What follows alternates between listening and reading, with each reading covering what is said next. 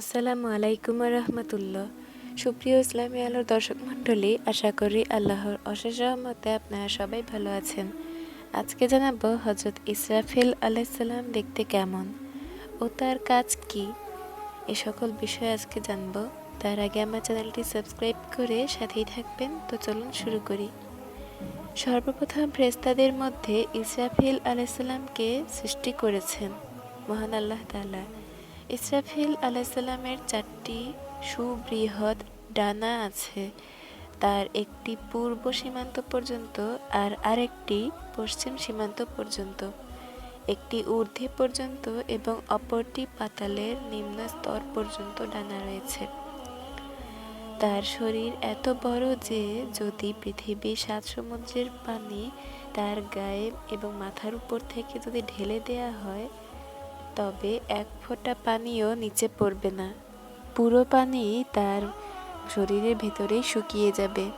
হযরত ইসরাফিল আলাইসাল্লাম তার মাথা থেকে পা পর্যন্ত সম্পূর্ণ শরীরে অসংখ্য বড় বড় জাফরানি রঙের লোম আবৃত। তার অসংখ্য মুখ রয়েছে, প্রত্যেক মুখে অগণিত জিহ্বা রয়েছে। সেই প্রত্যেক জিহ্বা থেকে বিভিন্ন ভাষায় কথা বলতে পারে। তার প্রধান মুখে একটি বৃহৎ শিঙা লাগিয়ে আল্লাহর আদেশে অপেক্ষায় আছে। আল্লাহর আদেশ পাওয়া মাত্রই তিনি তার শিঙায় ফু দিবেন, আর তখনই কিয়ামত আরম্ভ হয়ে যাবে। তার অন্যান্য যাবতীয় মুখে আল্লাহর তাসবিহ পাঠ করতে থাকেন। তার প্রত্যেক নিঃশ্বাসে একজন করে ফেরেশতা জন্ম হচ্ছে। তাদের আকৃতি ইসরাফিল আলাইসাল্লামের থেকে ছোট, কিন্তু ছোট হলেও হুবহু তার মতোই দেখতে। এসব ফেরেশতাগণ জন্ম হওয়া মাত্রই আল্লাহর জিকিরে লিপ্ত হচ্ছে। ইসরাফিল আলাইসাল্লামই আল্লাহর সর্বাপেক্ষা অধিক নিকটবর্তী। তার অবস্থানের জন্য নির্দিষ্ট স্থানে অন্য কোনো ফেরেশতা ঢোকার অধিকার নেই। এরই কাঁধের উপরে আল্লাহ তাআলার আরশের পায়া স্থাপিত রয়েছে। ইসরাফিল আলাইসাল্লাম ও আল্লাহর আরশের মধ্যে মাত্র 7টি পর্দার ব্যবধান। তার একটি পর্দা হচ্ছে আরেকটি দূরত্ব, একটি দ্রুতগামী ঘোড়ার 500 বছরের রাস্তা মাত্র।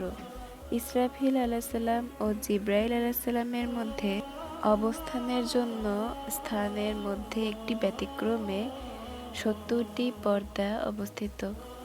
উক্ত পর্দাগুলোর দূরত্ব একটি আরেকটির হতে 500 বছরের রাস্তা মাত্র। আল্লাহ আরশবাহী 8 জন ফেরেশতা এর কিরামান কাতিবিন উপাধিধারিত ফেরেশতাগণ সকলেই ইসরাফিল আলাইসাল্লামের আকৃতি বিশিষ্ট, তবে তারা আকারে ছোট। ইসরাফিল আলাইসাল্লামের ডান রানের উপরে তার বৃহৎ শিঙা স্থাপন করে তাতে মুখ লাগিয়ে আল্লাহর আদেশে অপেক্ষায় আছে। মুহাম্মদ সাল্লাল্লাহু আলাইহি সাল্লাম বলেছেন, আমি আল্লাহর কসম করে বলছি, যখন ইসরাফিল আলাইসাল্লাম শিঙায় ফু দিবেন, তখনই কিয়ামত আরম্ভ হয়ে যাবে। তখন এমন সময় উপস্থিত হবে যে যে ব্যক্তি খাদ্য আহার করছিল সে সেটা মুখে দিতে পারবে না বা রেখে দিতেও পারবে না। যে খেয়েছে সে সেটা গিলতে পারবে না, ভিতরেই থেকে যাবে। মুহূর্তেই সারা দুনিয়াব্যাপী হুলস্থুল হয়ে পড়বে। হযরত ইসরাফিল আলাইহিসসালাম আল্লাহর কাছে জিন, মানব ও সকল আসমান জমিনের সমস্ত কিছু সমান শক্তি প্রার্থনা করেছিল, তাই আল্লাহ তাআলা অনুরূপ শক্তি প্রদান করেছেন।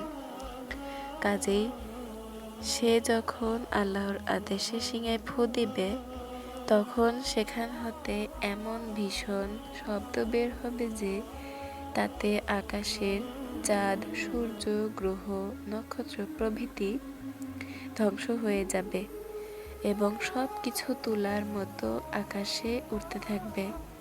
এমনকি 40 গজ নিচের মাটি উপরে উঠে যাবে এবং উপরের মাটি সব 40 গজ নিচে চলে যাবে। পৃথিবীতে যা ছিল সব কিছু মাটির নিচে চলে যাবে। দুনিয়ার মাটি কোথাও একটুকুও উঁচু নিচু থাকবে না, একদম সমান থাকবে। হাদিসে উল্লেখ আছে যে ইসরাফিল আলাইহিসসালাম প্রত্যেক দিন 3 বার করে দোজখের দিকে দৃষ্টিপাত করে। তখন ভয়ে তার শরীর ছোট হতে হতে একদম একটি ছোট চড়ুই পাখির মতো হয়ে যায়।